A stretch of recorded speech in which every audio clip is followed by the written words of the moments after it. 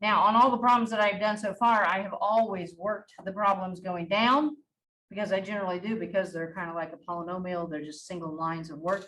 When it's a quotient like this, I have a tendency to go across. It makes sense. I work on the numerator. I use my order of operations. I work on the denominator.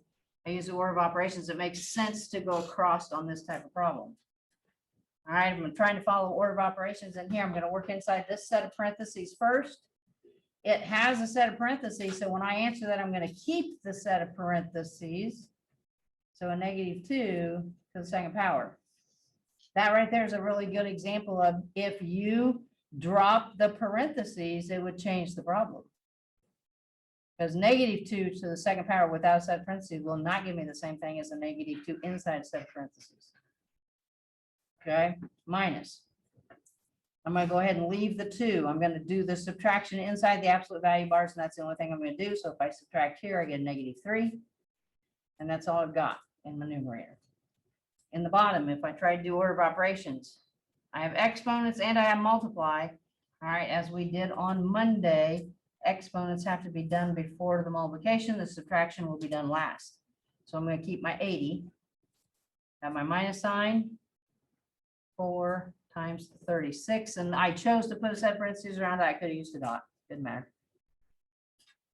Okay, now I'm going to keep going in my numerator. A -2 to the second power is negative times negative, so it'll be a +4. I'm going to show all the work here. So a -2. I'm going to take the absolute value of that -3, which makes it a 3, and the 2 and the absolute value bars are squished up next to each other, so it means multiply. I'm going to multiply that 36 times 4. I believe that's 144. Kind of running out of room, so I'm going to come down here. In the top there, I will have a 4 minus a 6. In the bottom, I'm going to have a -64. On top, -2 divided by -64. And then our rule says when we are dividing like signs, answer is positive. Okay, I am dividing here. This is a -2 divided by a -64. Overall answer is going to be positive. So if you are showing all your work, it's going to be like a 2/64. And then can we reduce the lowest terms? 1/32. There's usually a problem very, very similar to that on test number 1. Okay, a quotient, it's got some exponents in there. It's got some absolute value, very, very similar. Let's go ahead and do one more with a square root in it. 24. How about an old-fashioned divide by sign like that? They can put that in there. Square root of 3 parentheses 5 minus 2.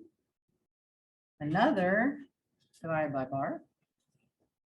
A -1 minus a -3 with a set of parentheses around it. All right, now that set of parentheses is there just strictly so that you do not get the subtraction sign, the negative sign confused. There's no multiplication going on there. All right, that's going to be a plus plus. It's going to turn into a positive, but a lot of textbooks when they type it will do that. All right, so I would start working left to right. I would work out, well, there's nothing to work out here. I would keep my 24. I would work out underneath that square root sign and then keep the square root sign. I would work out inside the brackets and then square. So we'll have a 24, it's going to stay put. Underneath here, and this is what I'm saying, you know, like for those of you that catch on rather quickly, you can skip some steps. 5 minus 2 is going to be a 3. 3 times 3 is going to be a 9, right? So that'd be a square root of a 9. I might go ahead and leave the square root, even though we know square root of 9 is 3. Inside here, the way I do it is I turn that into a plus plus. That tells me that that's a 2. 2 to the second power is a 4. Division. 2 division signs of equal importance means I've got to go left to right here. I'm going to go 24 divided by the 3 first. Let's go ahead and put that step in, showing all my steps. 24 divided by 3 is what I'm going to do first. 8. I will divide by the 4 last. Comes up with a nice answer of 2.